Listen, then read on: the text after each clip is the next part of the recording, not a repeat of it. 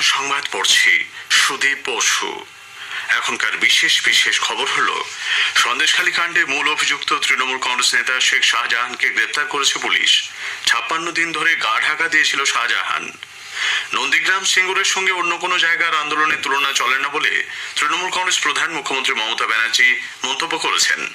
আজ ঝাড়গ্রামে প্রশাসনিক সভায় যোগ দেবেন তিনি। মার্চের প্রথম সপ্তাহে উত্তর 24 পরগনায় মোতায়েন হচ্ছে বিপুল সংখ্যক কেন্দ্রীয় বাহিনী। কেন্দ্রীয় সরকারের নানা উন্নয়নমূলক প্রকল্পের কথা যুব সমাজের কাছে পৌঁছে দিতে রাজ্য জুড়ে বিজেপি যুব মোর্চার যুব আড্ডা শুরু হচ্ছে আজ।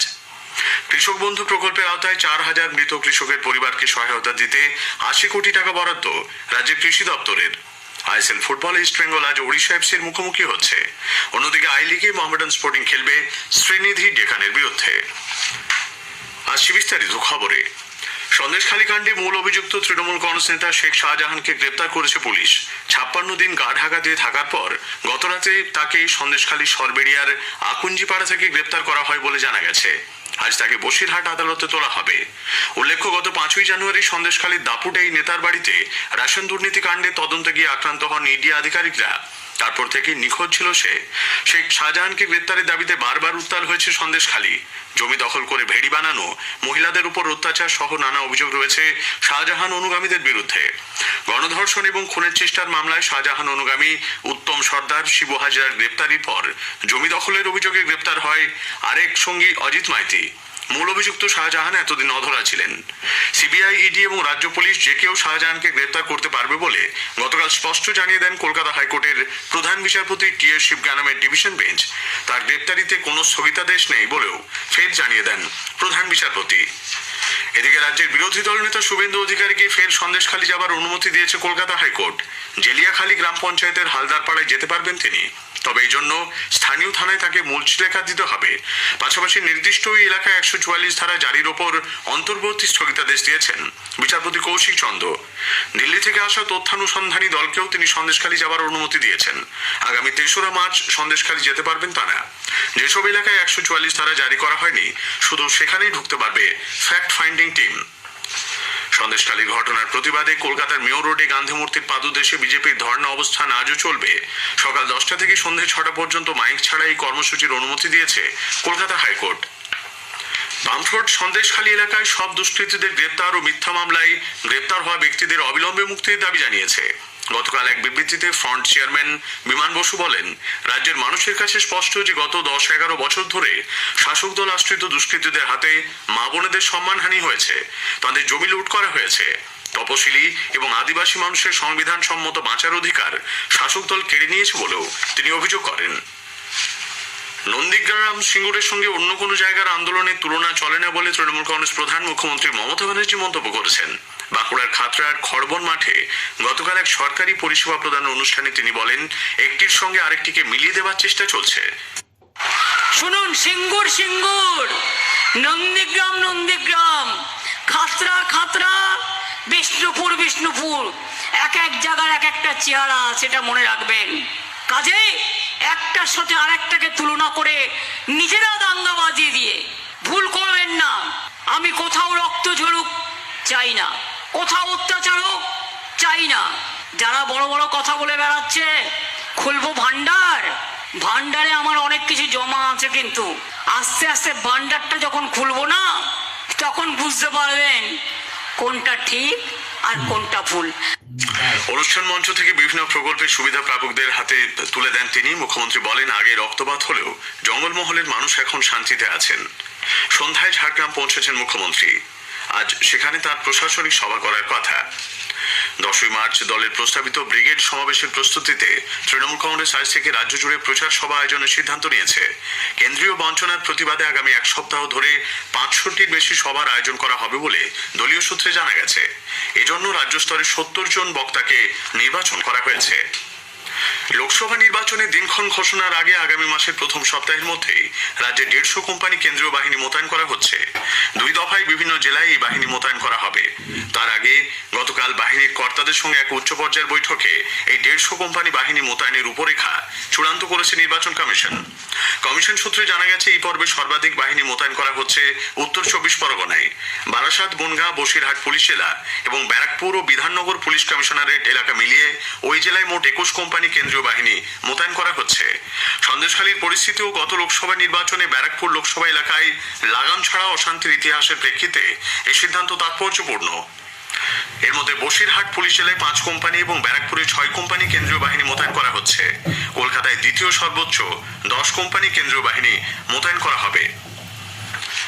আদর্শ আচরণবিধি বলবৎ হওয়ার 24 ঘন্টার মধ্যে কলকাতা পুর এলাকা থেকে পোস্টার ব্যানার খুলে ফেলতে হবে। এই কাজে সাহায্য করবে কলকাতা পুরসভা।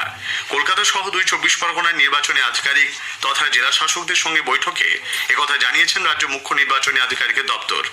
গতকাল এক সমন্বয় বৈঠকে বলা হয়, আদর্শ আচরণবিধি লঙ্ঘন করে শহর জুড়ে সব পোস্টার খুলে ফেলতে হবে। কমিশন সূত্রে খবর, অন্যান্য জেলা শাসককে এই নির্দেশ দেওয়া হয়েছে। বিজেপি নির্বাচন কমিশনে ভুয়ো ভোটার তালিকা জমা করেছে। বিরোধী দল নেতা শুভেন্দু অধিকারীর নেতৃত্বে বিজেপির এক প্রতিনিধি দল গতকাল রাজ্যের মুখ্য নির্বাচনী আধিকারিকের দপ্তরে গিয়ে 16,91,000 ভুয়ো ভোটারের তালিকা জমা করে অবিলম্বে সেই নামগুলি ভোটার তালিকা থেকে বাদ দেওয়ার দাবি জানিয়েছেন।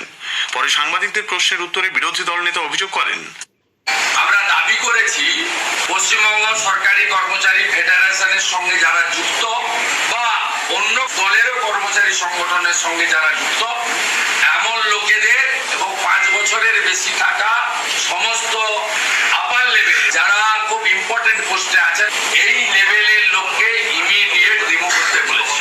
আর একটা পয়েন্ট আমরা বলেছি যে খুব বাছাই করা দুজনকে অ্যাডিশনাল সিও করা হয়েছে এবং ইলেকশন কমিশনকে আমরা বলবো কম্পালসারি ওয়েটিং বা মমতা ব্যানার্জি গুরুত্বপূর্ণ কাজে গত 5 বছরে যে সমস্ত সচিবদের লাগান নেই তার মধ্যে বেছে নিয়ে election commission direct additional CO দুজনকে অ্যাপয়েন্ট করুক, এই দাবি আমরা করেছি। জনসাধারণকে তাদের লোকসভা কেন্দ্রের বিশদ তথ্য এবং সেই এলাকায় চালু থাকা বিভিন্ন কেন্দ্রীয় সরকারি প্রকল্প ও উন্নয়ন সম্পর্কে অবহিত করতে আকাশবাণী কলকাতা সংবাদ বিভাগ শুরু করেছে বিশেষ অনুষ্ঠান ভারত বিকাশ ডায়েরি। প্রতিদিন রাত 8:50 গীতাঞ্জলি প্রচার তরঙ্গে শুনুন 10 মিনিটের এই অনুষ্ঠান। আমাদের সোশ্যাল মিডিয়াতেও অনুষ্ঠানটি সরাসরি শোনা যাচ্ছে। আজকের প্রতিবেদনে থাকছে ডায়মন্ড হারবার ও জয়নগর লোকসভা কেন্দ্র। নরেন্দ্র মোদী সরকারের বিভিন্ন উন্নয়নমূলক প্রকল্পের কথা যুব সমাজের কাছে পৌঁছে দিতে আজ রাজ্য জুড়ে যুব আড্ডা শুরু করছে বিজেপি যুব মোর্চা। সংগঠনের রাজ্য সভাপতি ডক্টর ইন্দ্রনীল খাঁ গতকাল সাংবাদিকদের একথা জানান। স্থানীয় সংবাদ শুনছেন আকাশবাণী কলকাতা কেন্দ্র থেকে। রাজ্যে 4,000 মৃত কৃষকের পরিবারকে অর্থ সহায়তা দেওয়ার জন্য 80 কোটি টাকা বরাদ্দ করেছে কৃষি দপ্তর। ফেব্রুয়ারি মাসে কৃষক বন্ধু প্রকল্পের আওতায় এই অর্থ দেওয়া হয়েছে। কৃষি দপ্তরের দেওয়া তথ্য অনুযায়ী 2023-24 অর্থবর্ষে 28 ফেব্রুয়ারি পর্যন্ত 34,000 এরকম পরিবারকে 680 কোটি টাকা মেটানো হয়েছে। রাজ্য সরকার ত্রিস্তরীয় পঞ্চায়েতের 6,500-এর বেশি পদে লোক নিয়োগের সিদ্ধান্ত নিয়েছে। গ্রাম পঞ্চায়েত, পঞ্চায়েত সমিতি ও জেলা পরিষদ ছাড়াও শিলিগুড়ি মহকুমা পরিষদে বিভিন্ন শূন্য পদে 6,652 জনকে নিয়োগ করা হবে। যৌনকর্মীদের পেশাকে শ্রম তালিকার অন্তর্ভুক্ত করার জন্য দুর্বার মহিলা সমন্বয় কমিটি দাবি জানিয়েছে। 24তম আন্তর্জাতিক যৌনকর্মী অধিকার দিবস উদযাপন উপলক্ষে গতকাল কলকাতা প্রেস ক্লাবে এক সাংবাদিক বৈঠকে এই দাবি জানান যৌনকর্মী সন্তানদের সংগঠন আমরা পদাতিকের সম্পাদক সঙ্গীতা পাল।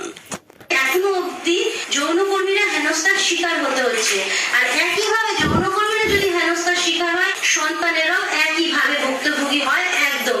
কারণ হচ্ছে যে তারা একটা গণ্ডির মধ্যেই থাকে না। এই জন্য আমাদের দাবিগুলোর মধ্যে একটা দাবি হচ্ছে আমাদের সমাজে অনেক শ্রম আছে, সেই শ্রম তালিকায় যৌন পেশাটাকেও একটা শ্রম বলে লিপিবদ্ধ করতে হবে।